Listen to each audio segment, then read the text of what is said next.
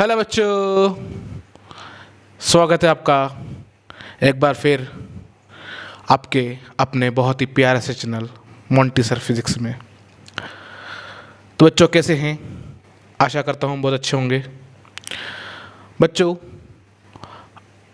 आज हम एक और नया टॉपिक पढ़ने वाले हैं क्लास 12th की फिज़िक्स का।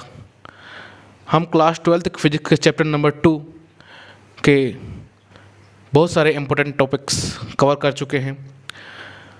हमने लास्ट टाइम जो टॉपिक कवर किया था वो था इलेक्ट्रिक कैपेसिटेंस ऑफ कंडक्टर।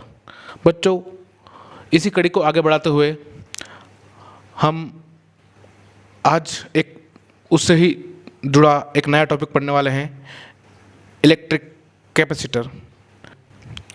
बच्चों कैपेसिटर क्या होता है? मैंने बेसिक आइडिया आपको पिछले वाले लेक्चर में दे दिया था। ये डिवाइस हमको बनाने की ज़रूरत क्यों पड़ी और हम इसको कहाँ कहाँ यूज़ करते हैं। तो बच्चों क्या है कि हमारे घरों में बहुत सारे इक्विपमेंट है, जैसे कि फ़ैन हो गया, कूलर हो गया और जैसे इलेक्ट्रिक मोटर हो गई। बच्चों इनमें क्या है, आपने एक छोटी डिवाइस देखी होगी जो कि एक वाइट कलर की डिवाइस होती है। इस टाइप की डिवाइस देखी होगी आपने, इस टाइप की डिवाइस देखी होगी आपने। बच्चों इसे बोलते हैं कंडेंसर और कैपेसिटर। बच्चों बेसिकली ये क्या डिवाइस है? ये एक चार्ज स्टोरिंग डिवाइस है। बच्चों इसको लगाने की ज़रूरत क्या पड़ी? बच्चों इसको अपने जो फ़ैन और कूलर की जो मोटर होती है उसमें लगाने की ज़रूरत यूँ पड़ी कि जो फ़ैन और कूलर होते हैं बच्चों, उनको स्टार्ट करने के लिए बहुत ही हैवी करंट की आवश्यकता होती है, बहुत ही ह्यूज अमाउंट ऑफ करंट की आवश्यकता होती है। बच्चों हमारे घरों में जो मेनली करंट आता है वो 3 से 4 एम्पियर का होता है। कितने एम्पियर का होता है बच्चों? 3 से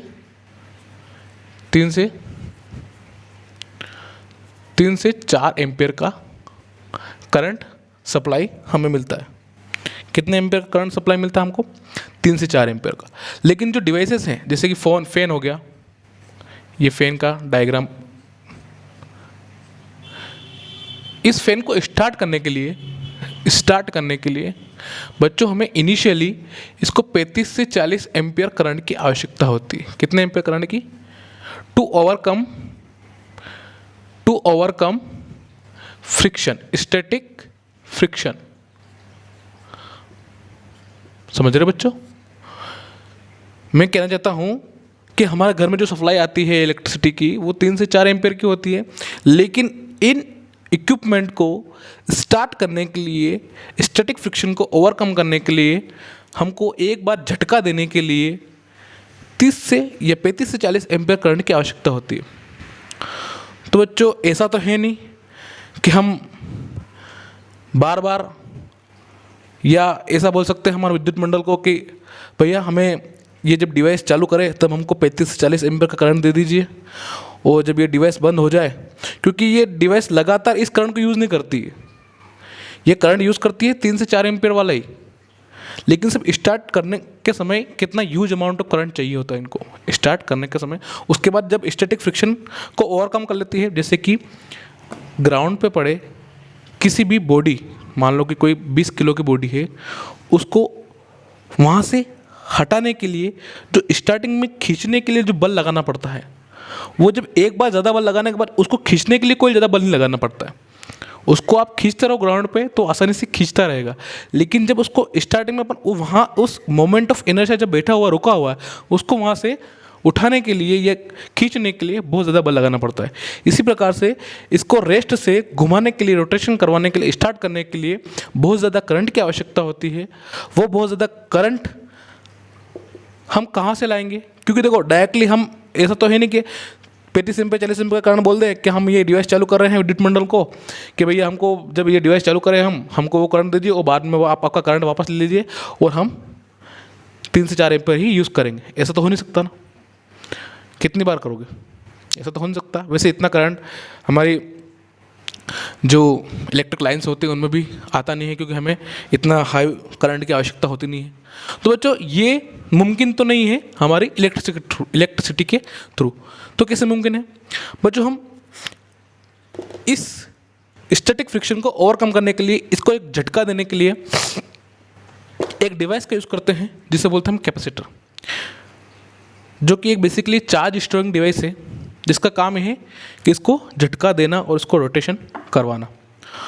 तो जो झटका कैसे दे पाता है, झटका कैसे दे पाता है, ये जो डिवाइस देख रहे हो आप मेरे हाथ में, इसमें 2 वायर लगे हुए हैं, ये झटका देख कैसे दे पाता है, कुछ एनर्जी होगी, कुछ एनर्जी होगी। तो एनर्जी जो होती है ना, वो इलेक्ट्रिक एनर्जी होती है। कौन सी एनर्जी होती है? इलेक्ट्रिक एनर्जी होती है। इसमें क्या होती है बच्चों, एक इलेक्ट्रिक एनर्जी होती है जिसके कारण ये इस फैन को रोटेट करवाने में सक्षम होता है।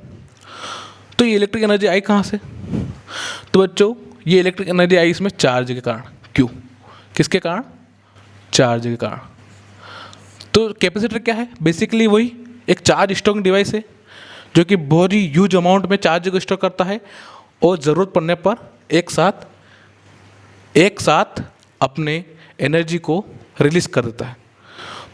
तो बच्चों आपके मन में ये सवाल आ रहा होगा कि सर सेल और बैटरी और बहुत बड़े बड़े जो व्हीकल्स होते हैं उनमें बड़े बड़े, और कहीं कहीं में बहुत बहुत बड़ी बड़ी बैटरी की ज़रूरत पड़ती है, जो बैटरा बोलते हैं भैया। क्या बोलते हैं? बैटरा। सर बैटरा में और बैटरी में क्या डिफरेंस है? कोई डिफरेंस नहीं, सिर्फ साइज़ का डिफरेंस है और चार्ज को स्टोर करने का डिफरेंस है। ठीक है बच्चा। बैटरी और सेल बेसिकली दोनों ही, और कैपेसिटर, तीनों ही क्या है? चार्ज स्टोरिंग डिवाइस है। तो इनमें बेसिक डिफरेंस क्या है? क्यों ना हम उस सेल को यूज़ कर लें वहाँ पर एनर्जी देने के लिए? क्या यूज़ कर सकते हैं सेल को? क्या नहीं कर सकते? क्यों नहीं कर सकते? कि बेटो ये सेल जो है,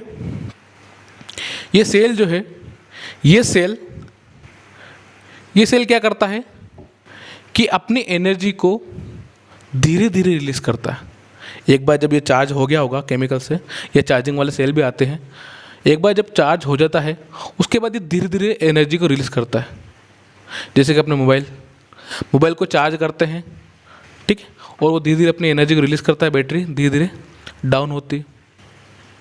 लेकिन कैपेसिटर का प्रिंसिपल सबसे अलग है। कैपेसिटर क्या करता है कि एक बार चार्ज को लिया और एक ही क्षण में, एक ही बिल्कुल माइक्रो सेकंड में, बिल्कुल एक स्मॉल टाइम में ही अपनी एनर्जी को रिलीज़ कर देता है। उससे क्या होता है? बहुत ही हाई वोल्टेज जनरेट होता है। तो इसको छूने से हमको झटका नहीं लगता है, लेकिन जब इसको चार्ज कर लेते हैं ना, चार्ज सॉकेट में लगा कर जब चार्ज कर लेते हैं और जब इसको टच कराते हैं ना, तो बहुत हाई वोल्टेज जनरेट होता है, उससे झटका लगता है। बच्चों इसको मैं आपको करके बताता हूँ एक बार।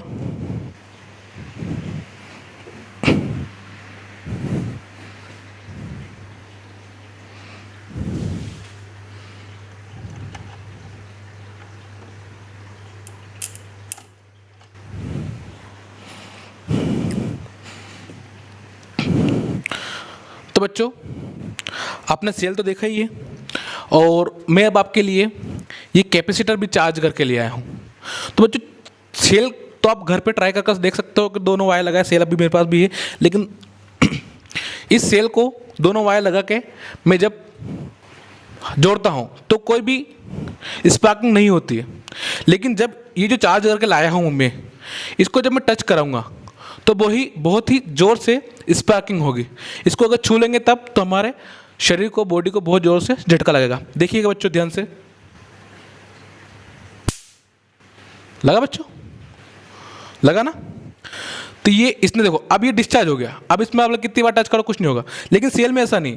सेल में लगातार एनर्जी रिलीज होती रहती है, धीरे धीरे होती है, लेकिन ये एक बार में अपने बिल्कुल स्मॉल फ्रैक्शन टाइम में ही अपनी एनर्जी को रिलीज करता है। तो बच्चों कैपेसिटर और सेल में डिफरेंस समझ गए? मतलब कि हम इस कैपेसिटर को इसलिए यूज़ करते हैं कि ये जितनी भी एनर्जी ले रहा है वो उसको बहुत ही कम समय में इसको ट्रांसफ़र कर दे, इसको धक्का देने में यूज़ कर दे। तो देखो हमने इसको एनर्जी दे दी, ठीक है, ये घूम गया। अब फिर वापस से ये जो है, ये फैन जो है इस एनर्जी को यूज़ करने लग गया। ज़्यादा टाइम तक ये 30 से 40 एम्पेयर वाली करंट को यूज़ नहीं करता है, वापस से ये इस करंट पे आ गया। घर में कभी कभी आपने देखा होगा कि फ़ैन की स्पीड जब कम हो जाती है तो हम क्या करते हैं, इस कंडेंसर को चेंज कर देते हैं। देखते हैं कभी कंडेंसर ख़राब तो नहीं हो गया, और इससे हमारा काम बन भी जाता है। कभी अदर केस में कभी फैन वगैरह, इलेक्ट्रिक मोटर वगैरह जल जाए तब काम नहीं बनता है, लेकिन बहुत सारे केसेस में जब फ़ैन की स्पीड स्लो हो जाती है, इसको चेंज करने से स्पीड बढ़ जाती है। इसका एक एग्जांपल और बताऊं आपको मैं। आप सभी के पास मोबाइल है, सभी आप मोबाइल से ही इस वीडियो को देख रहे होंगे। आप थोड़ा सा वीडियो को पॉज करके एक एक्सपेरिमेंट कीजिए। कंडेंसर का पता लगाना है ना कि कंडेंसर काम कैसे करता है। मोबाइल को थोड़ा सा इस वीडियो को पॉज करके एक एक्सपेरिमेंट कीजिए। अपने मोबाइल की बैटरी को चालू कीजिए, जो टॉर्च है उसकी चालू कीजिए और उसकी इंटेंसिटी देखिए, और आपका कैमरा चालू करके फ्लैश लाइट ऑन करके, मतलब फ्लैश लाइट को चालू करना, और जब फ़ोटो कैप्चर करें तब उस फ्लैश लाइट को देखना उसकी इंटेंसिटी कितनी होती है। बच्चों, जब हम फ़ोटो कैप्चर करते हैं, जब जो एलईडी है फ्लैश लाइट की, उसको एनर्जी देता है कैपेसिटर। बच्चों, उसकी इंटेंसिटी आपको ज़्यादा लगी होगी, उसकी इंटेंसिटी आपको ज़्यादा लगी कि जब अपनों ने उसको टॉर्च के रूप में यूज़ किया था, और जब अपनों ने उसको फ़ोटो क्लिक करने के लिए यूज़ किया उस टॉर्च को, तो उसकी इंटेंसिटी उस समय ज़्यादा थी। क्यों ज़्यादा थी? क्योंकि उस समय हमको लार्ज अमाउंट ऑफ करंट या बहुत ज़्यादा इंटेंसिटी की आवश्यकता थी, इसलिए हमको कैपेसिटर यूज़ करना पड़ा वहाँ पर। ठीक है बच्चों, इस कैपेसिटर को हम कैसे डिफाइन कर सकते हैं? तो बच्चों, कैपेसिटर को डिफाइन करने के लिए देखो मैंने यहाँ लिख रखा है, capacitor is a conductor which store electric charge और इलेक्ट्रिक एनर्जी। ठीक है बच्चों, समझ गए आप बेसिकली क्या करता है? ये एक इलेक्ट्रिक चार्ज और इलेक्ट्रिक एनर्जी को स्टोर करता है। बच्चों आगे देखेंगे, इसकी एक डेफिनेशन ये है, जो capacitor is an arrangement in which the capacitance of conductor is increased by decreasing it's potential without changing it's size. मैंने आपको बोला था लास्ट वीडियो में कि जो कैपेसिटर हम इसलिए यूज़ करते हैं कि जो कंडक्टर था वो हमारा प्रॉपर कैपेसिटेंस नहीं दे पा रहा था। तो कैपेसिटर क्या करता है कि उस कंडक्टर की साइज़ में बिना चेंज किए उस कंडक्टर की कैपेसिटी को बढ़ा देता है। ठीक है बच्चों, अब देखिएगा, इसको हम एक प्रकार से और डिफाइन कर सकते हैं कि capacitor is an arrangement of two identical conductor having equal and opposite charges between two conductors. Any dielectric medium like air, glass, mica, wax etcetera is filled. इसको समझते हैं अपन कि मैंने ये क्या लिखा है। आप तो या तो एग्जाम में ये डेफिनेशन लिखिए या ये डेफिनेशन लिखिए, दोनों में से कोई एक चीज़ लिख देंगे तो भी चल जाएगा। लेकिन मैंने आपको यहाँ पर दोनों बताई है कि कहीं पर ये दी होती है और कहीं पर ये दी हुई थी। ठीक है, तो मैं आपको ये तो आपको समझ में आ गई, और आपको अभी बताना है बेसिकली। ठीक है, देखिए बच्चों, एक चार्ज कंडक्टर है या चार्ज प्लेट है, चार्ज कंडक्टर भी बोल सकते हैं, चार्ज प्लेट भी बोल सकते हैं। इससे कुछ दूरी पर एक मैंने अनचार्ज कंडक्टर रख दिया, अनचार्ज जिसमें कोई चार्ज डेवलप नहीं है अभी। बाय इंडक्शन इसके पास वाले सिरे में भी एक नेगेटिव चार्ज उत्पन्न होने लग जाएगा चार्ज को, और यहां पर दूर वाले सिरे पर पॉजिटिव चार्ज आ जाएगा। ठीक है बच्चों, यदि इस पर क्यू चार्ज है तो इतना ही अमाउंट का इस पर नेगेटिव चार्ज और पॉजिटिव चार्ज दोनों ही उत्पन्न हो जाएगा, है ना बच्चों। मेरे को ये चार्ज को, पॉजिटिव चार्ज को हटाना है, तो यदि मैं इसको ग्राउंडेड कर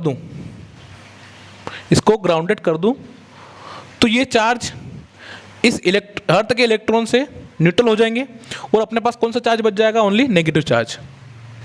तो बच्चों, इस चार्ज कंडक्टर से मैंने इसको भी चार्ज कर दिया और दो equal and opposite charge plates हो गए।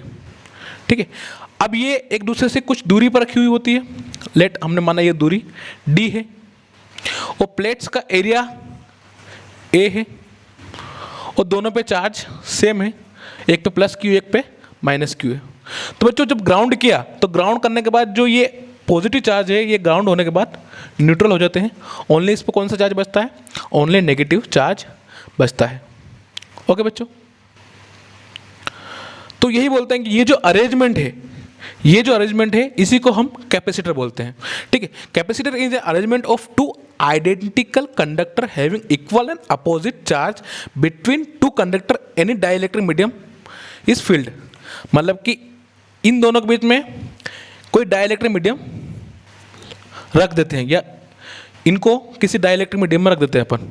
ठीक बच्चों, जिसकी डाइलेक्ट्रिक कांस्टेंट क्या होता है, के होता है।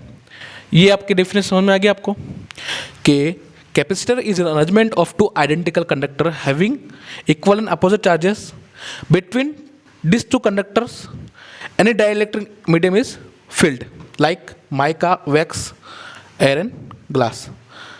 ठीक है, जब एयर रखेंगे तो उसकी कैपेसिटी कम होगी, कुछ और रखेंगे अपन डाइलेक्ट्रिक मीडियम जिसका डाइलेक्ट्रिक कांस्टेंट हाई हो तो उसकी कैपेसिटी कितनी होगी, ज़्यादा होगी। ठीक है बच्चों, अब शेप के हिसाब से, कैपेसिटर के शेप के हिसाब से 3 टाइप के कैपेसिटर होते हैं। एक तो स्फेरिकल कैपेसिटर, एक स्फेरिकल कैपेसिटर, एक होता है सिलिंड्रिकल कैपेसिटर और एक होता है पैरेलल प्लेट कैपेसिटर। आपके 12th क्लास के सिलेबस में है पैरेलल प्लेट कैपेसिटर। आपको क्या पढ़ना है, पैरेलल प्लेट कैपेसिटर। ओके बच्चों, अब देख लेते हैं कि कैपेसिटर किस प्रिंसिपल पर वर्क करता है। ठीक है, और उसकी कैपेसिटी क्या होती है, उसके लिए फॉर्मूला कैसे निकालेंगे अपन, देखते हैं। कैपेसिटर का प्रिंसिपल क्या होता है देख लेते हैं। समझना बच्चों कि कोई चार्ज कंडक्टर है जिसको प्लस क्यू चार्ज दिया, उसके पास कोई अनचार्ज कंडक्टर रखा और इंडक्शन के कारण उसमें एक विपरीत प्रकार का, एक अपोजिट टाइप का चार्ज इंड्यूस हो गया पास वाले सिरे पर। ठीक है, तो इससे क्या होता है बच्चा, इससे क्या होता है कि इसका जो पोटेंशियल है, मान लो इसका पोटेंशियल V1 है बच्चों, पोटेंशियल क्या होता है KQ/R।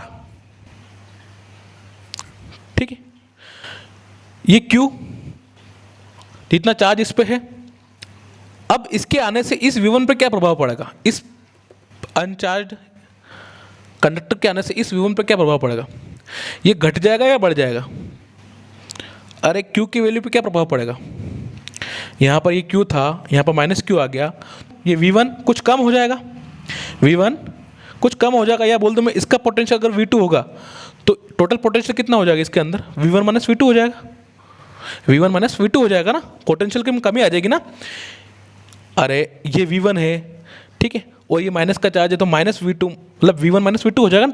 टोटल पोटेंशियल डिफरेंस कितना होगा, V1 - V2। ठीक है बच्चों, मतलब कि पोटेंशियल में कमी आ जाएगी। यदि मैं ये चार्ज भी हटा दूं बाय, इसको ग्राउंड करके अगर मैं ये चार्ज भी हटा दूं तो ये पोटेंशियल जो थोड़ा और बढ़ जाएगा, थोड़ा और नेगेटिव हो जाएगा, क्योंकि पहले इसको ही कैंसिल कर रहा था पॉजिटिव वाला।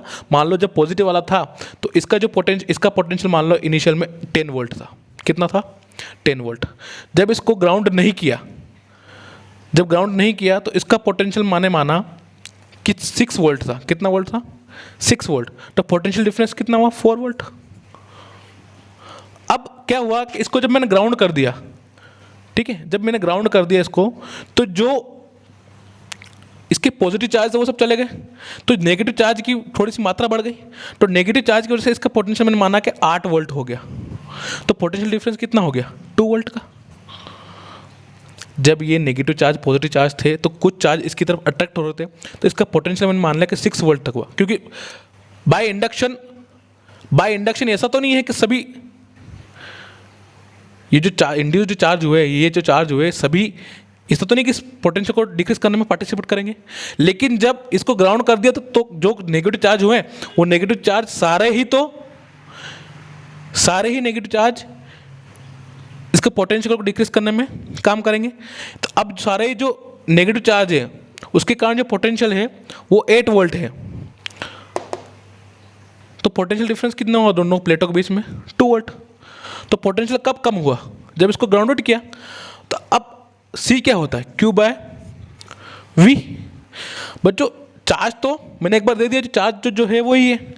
अब क्या किया मैंने, कि ये जो पोटेंशियल है उसको कम कर दिया। जब पोटेंशियल को कम कर देंगे, इस डेल्टा वी को कम कर देंगे, तो बताओ इसका कैपेसिटेंस बढ़ेगा कि नहीं बढ़ेगा? कैपेसिटेंस बढ़ेगा कि नहीं बढ़ेगा? बढ़ जाएगा, बिल्कुल बढ़ जाएगा। जब यहाँ पर 4 वोल्ट था, मान लो कि 4 कूलम चार्ज पर 4 वोल्ट वोल्टेज है, तो कितना फेरेड आया? 1 फेरेड। लेकिन 4 कूलम चार्ज पर ही 2 वोल्ट है, तो कितना फेरेड आया? 2 फेरेड। कैपेसिटी बढ़ गई ना? ठीक है बच्चों, तो ये होता है बेसिक प्रिंसिपल कैपेसिटर का।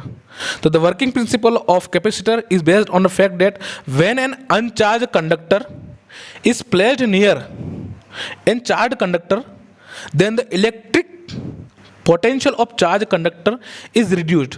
इसको जब रखा तो जो पोटेंशियल है वो रिड्यूस हो गया, और जब इसको ग्राउंडेड किया तब वापस से इसका पोटेंशियल और रिड्यूस हो गया, और ये काफ़ी है हमारे कैपेसिटेंस को बढ़ाने के लिए।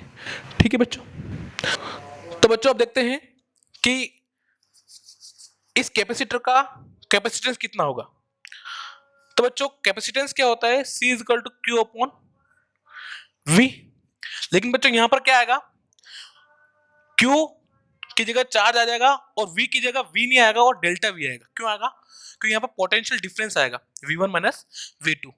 ठीक है बच्चों, तो capacitance of capacitor is equal to the charge given to the one of the plate of capacitor to produce a small potential difference between the plates of capacitor।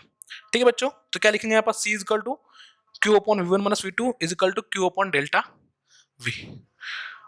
Okay बच्चों, आपको यहाँ तक समझ में आया होगा। अब हम अगले वीडियो में आपको पैरेलल प्लेट कैपेसिटर के बारे में बताएंगे।